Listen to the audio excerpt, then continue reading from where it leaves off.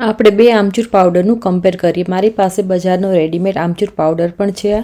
આ જે બોટલમાં છે એ બજારનો છે ને બોલમાં જે આપણો છે આજે બનાવ્યો એ ઘરનો છે. તો તમે બેયનો કલર પણ કમ્પેર કરી શકો છો. આપણે ઘરનો બનાવ્યો એકદમ સરસ કલરમાં બન્યો છે લાઇટ, અને તમે બજારનો જોઈ શકો છો થોડો ડાર્ક ઉપર છે. તો ઘરે બનાવો વધારે સારો પડશે તમને આમચૂર પાવડર.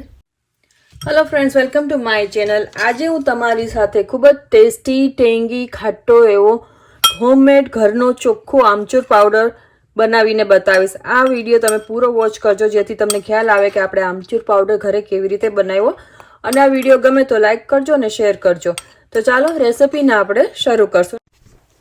આજે આપણે ઘરે આમચૂર પાવડર બનાવશું. અહીં મેં 3 કાચી કેરી લીધી છે. કાચી કેરી એવી લેવાની જે એકદમ સરસ ખાટી હોય, દેશી કેરી હોય.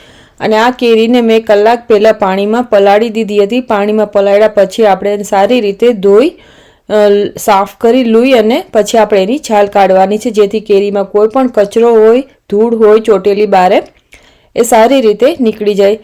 તો કેરીને આપણે હવે પીલ કરી લેશું. જો અંદર કોઈ ખરાબ નીકળે તો આપણે એને કાઢી લેવાનું, કારણ કે આ કેરી થોડી અંદરથી મારે નીચેના ભાગમાંથી તમને હમણાં દેખાશે થોડી ખરાબ આવી છે, કારણ કે આપણે બજારમાં લેવા જતા હોય છે તો બહારેથી તો સારી દેખાતી હોય, પણ અંદર કેવું છે આપણને એટલી ખ્યાલ ના આવે. પણ તોય આપણે એને જે ખરાબ પાર્ટ છે કાઢી નાખશું. અને આમચૂર પાવડર બનતા વાર નથી લાગતી, એક જ દિવસમાં બની જાય છે. ખૂબ જ સરસ બને છે, ઘરે ચોખ્ખો બને છે આમચૂર પાવડર આપણો.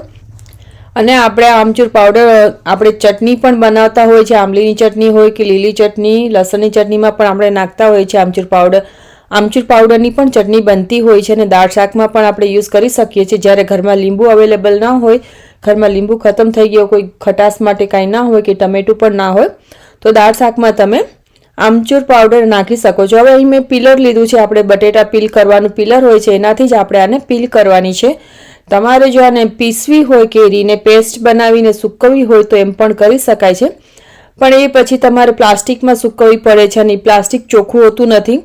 અને પ્લાસ્ટિકમાં સૂકવ્યા પછી તડકામાં જ્યારે રાખીએ આપણે તો પ્લાસ્ટિક અંદરથી થોડુંક હીટના લીધે મેલ્ટ પણ થાય ને આપણા આમચૂર પાવડરમાં મિક્સ થાય, તો એ હેલ્ધી ના કહેવાય. એના કરતાં તમે આ રીતે આમચૂર પાવડર બનાવી શકો છો. તો આપણા કેરી બધી મેં આ રીતે પીલ કરી લીધી છે.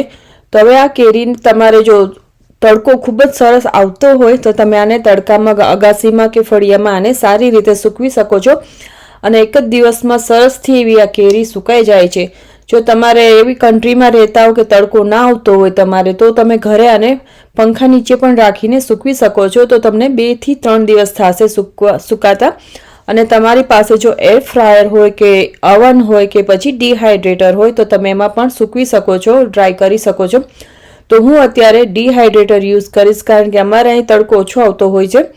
તો અમારે તડકાના લીધે તડકો ના આવવાના લીધે ઘણી બધી વસ્તુ એવી હોય કે તમારે ડિહાઇડ્રેટર યુઝ કરવું પડે. તો હું એ ડિહાઇડ્રેટર યુઝ કરીશ. અને આ ડિહાઇડ્રેટરની જારી છે જેમાં હું આ બધી કેરી સ્પ્રેડ કરી દઈશ. અને જો તમારે તડકો આવતો હોય તો વધારે સારું, કારણ કે તડકામાં તો વધારે સરસ બનશે અને જલ્દી સુકાઈ જાય છે. અને ડિહાઇડ્રેટરમાં પણ આખો દિવસ તો લાગી જ જાય છે. અમુક કલાકમાં તો થાય છે 12 થી 13 કલાક જેવું, જે આપણને આખો દિવસ બહાર તડકામાં રાખીએ તો પણ સુકાઈ જાય છે. તો આ બધી કેરીને આપણે હવે ડિહાઇડ્રેટરમાં મૂકી દઈશું.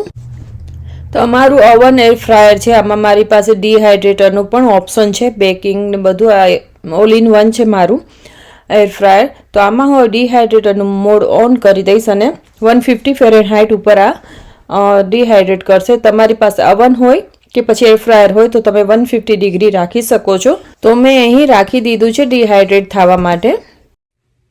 તો આપણી કેરી, આપણે જે કાચી કેરી સુકવવા રાખી હતી એર ફ્રાયર ડિહાઇડ્રેટરમાં, તો એ સુકાઈ ગઈ છે. તો તમે જોઈ શકો છો. તો હવે આપણે આને પીસી લેશું, જેથી આપણો આમચૂર પાવડર બનીને રેડી થઈ જશે. તો હું તમને હવે અત્યારે આપણે આને પીસીને પણ તમને હું બતાવીશ. તમે કેટલો બનાવો છો એ પ્રમાણે તમે મિક્સર જાર લઈ શકો છો. અત્યારે મેં થોડો જ બનાવ્યો છે તો હું નાનું મિક્સર જાર લઉં છું. ઘર એકદમ સરસ ચોખ્ખો બને છે. તો હું પહેલા આટલો પીસી લઈશ, પછી આ થોડું પાછું એડ કરી દઈશ. તમને આ વિડીયો ગમે તો શેર કરજો અને લાઈક કરજો.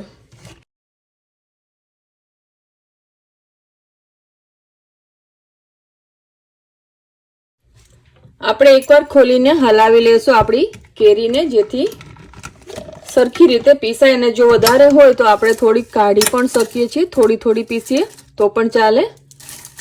તો મેં થોડી રાખી છે જેથી સ્મૂથલી ફરશે. તો તમે જોઈ શકો છો એકદમ સરસ ફાઇન પાવડર બને છે આપણો આમચૂરનો, અને સરસ સુગંધ આવે છે એકદમ ખાટી મસ્ત.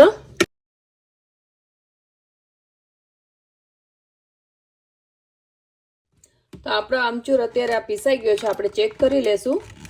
અને જો તમને એવું લાગે કે ફાઇન પાવડર નથી થયો તો તમે એને એકવાર પાછો પીસી શકો છો. અને ધ્યાનથી ખોલજો, કારણ કે આ પાવડર ઉઠશે તો તમારા મોઢામાં, આંખમાં, નાકમાં બધે જશે. તો ધ્યાનથી ધીમેથી ખોલજો.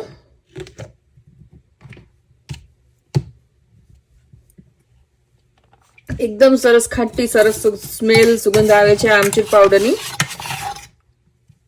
સરસ બન્યો છે, બજાર જેવો જ કલર આવ્યો છે એકદમ. હવે આપણે આને એક પ્લેટમાં કાઢી લેશું અને ચાળી લેવાનું, જેથી કોઈ મોટો પાર્ટ્સ રહી ગયો હોય એને આપણે ફરીથી પાછા પીસી શકીએ. અને આમચૂર પાવડરને તમે આખું વરસ સ્ટોર કરી શકો છો. તમે પલ્સ મોડ ઉપર પણ આને ગ્રાઇન્ડ કરી શકો છો. તો તમે જોઈ શકો છો એકદમ સરસ આપણો આમચૂર પાવડર રેડી થયો છે. હવે બાકીનો જે થોડા આમચૂર પાવડર આપણા આમ કેરી બાકી છે એને પણ હું પીસીને તૈયાર કરી લઈશ. તો આપણો આ પણ આમાં મિક્સર જારમાં એડ કરી દઈશું, જેથી એ પણ સારી રીતે પાછું પીસાઈ જશે.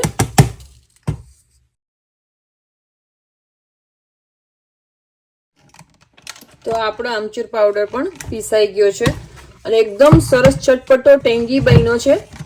તમે એકવાર ઘરનો બનાવી અને બજારનો બનાવીને કમ્પેર કરજો, ખૂબ જ ટેસ્ટી બન્યો છે આમચૂર પાવડર.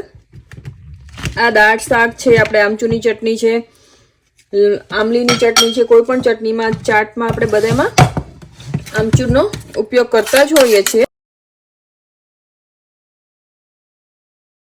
જ બનાવ્યો હતો, પણ હવે હું પાછી થોડી કેરી લઈ આવીને ઘરે આખા વર્ષ માટે હું સ્ટોર કરી લઈશ. તો તમે જોઈ શકો છો કલર એનો મસ્ત આવ્યો છે, એકદમ વ્હાઈટ. તમે પલ્સ મોડ ઉપર પણ આને ગ્રાઇન્ડ કરી શકો છો, ચાલુ બંધ કરીને. તો આને હું પછી ગ્રાઇન્ડ કરી લઈશ પાછું. તો તમે જોઈ શકો છો આપણો આમચૂર પાવડર સરસથી બનીને રેડી થયો છે. હવે આ આમચૂર પાવડરને તમે આખું વરસ સ્ટોર કરી શકો છો. આવી જ રીતે દાડમનો પાવડર પણ બનાવી શકાય છે. આપણે દાડમનો પાવડર છોલેમાં બધામાં યુઝ કરતા હોઈએ છીએ. તો દાડમને પણ તમે ડ્રાય કરીને બનાવી શકો છો. તો તમે આનો કલર પણ તમે જોઈ શકો છો, ખૂબ જ સરસ આવ્યો છે. તો આ વિડીયો જો ગમ્યો હોય તો સબસ્ક્રાઈબ કરજો અને શેર કરો તમારા ફ્રેન્ડ્સ, ફેમિલી અને સોશિયલ મીડિયામાં. જે લોકોને આમચૂરની ચટણી છે કે ચાટ ને એવું બધું વધારે બનતું હોય એ લોકોના ઘરમાં, એ લોકો માટે આ ખૂબ જ કામનું રહેશે. ઘરનો ચોખ્ખો કચરા વગરનો એકદમ સરસ તમે ઇઝીલી બનાવી શકો છો. તો રેડી છે આપણો આમચૂર પાવડર, હોમમેડ આમચૂર પાવડર. તો આમચૂર પાવડરનું એક નાનકડી જાર છે મારી પાસે અહીં. તમે કેટલો બનાવો છો એના ઉપર તમે જાર લઈ શકો છો, નાનો મોટો, અને કાચનો હોય તો વધારે સારું. તો થેન્ક યુ ફોર વોચિંગ. મળશું આપણે એક નવા વિડીયો, નવી રેસિપી સાથે. અને જો ગમ્યો હોય તો કમેન્ટ જરૂરથી કરજો. તો તમે જોઈ શકો છો મેં 3 કેરીનો બનાવ્યો હતો. તમારે વધારે પણ તમે કરવો હોય તો કરી શકો છો. આ તો જસ્ટ ખાલી મેં વિડીયો બનાવવા માટે જ 3 કેરી યુઝ કરી છે. હવે નેક્સ્ટ ટાઈમ પાછી કેરી લઈ આવી અને આખા વર્ષ માટે સ્ટોર કરી લઈશ. તો રેડી છે આપણો આમચૂર પાવડર. તો થેન્ક યુ ફોર વોચિંગ. મળશું નવા વિડીયો, નવી રેસિપી સાથે. ત્યાં સુધી આવજો.